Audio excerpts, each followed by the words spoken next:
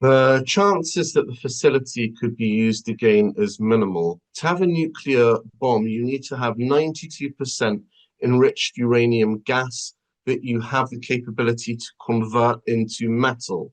And that entails having a conversion site. And that's been so devastated. All the nuclear sites have been devastated. Iran has currently 400 kilograms of 60% enriched uranium, and they need to enrich it to 90% and then convert that into metal.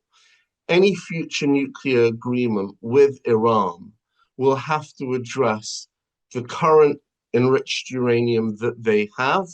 Outside the framework of any nuclear agreement, it's very possible that Israel's intelligence services will seek to target Iran's enrichment of uranium independently.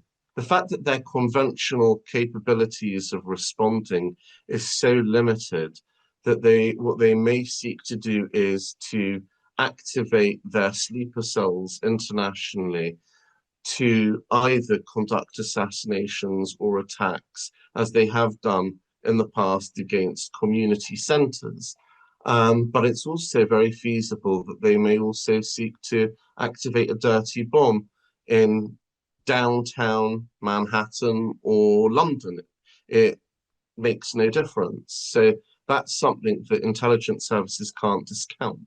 We've seen what Iran is capable of doing, and Israel has eliminated 86% of Iran's ballistic missiles and 99% of its drones. What's more important than the physical damage that was incurred to Fordo is the fact that strategically, Iran is no longer a first-rate regional power. And this has huge regional implications. There's an increased chance that Arab states cooperating with the US and Israel, there's going to be greater willingness. There's going to be a greater willingness to expand the Abraham Accords that will isolate Iran even further.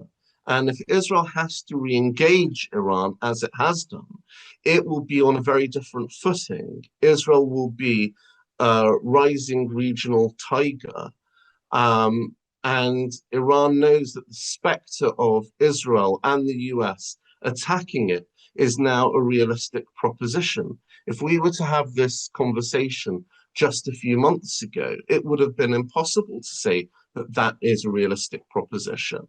But Iran now is no longer a regional power, and not being a regional power really limits their ability and willingness to strike back. You just said you believe the conflict between Israel and Iran is over. What makes you so confident it is? And what do you do if it isn't? Because I dealt with both, and they're both tired, exhausted. They fought very, very hard and very viciously, very violently, and they were both satisfied to go home and get out.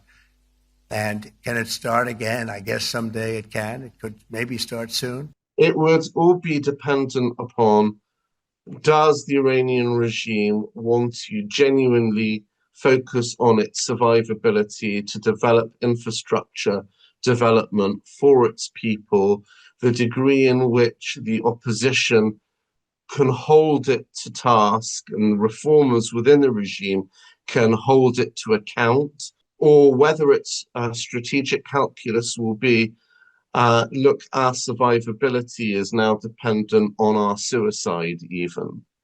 And we are just going to be, we're going to go out all guns blazing. And if Iran chooses to go down that path, as opposed to the Make Iran Great Again meager approach that President Trump posed, then that is very possible. But Iran knows that it is on the back foot if it chooses to go down that path. That is a suicidal path for the Iranian regime.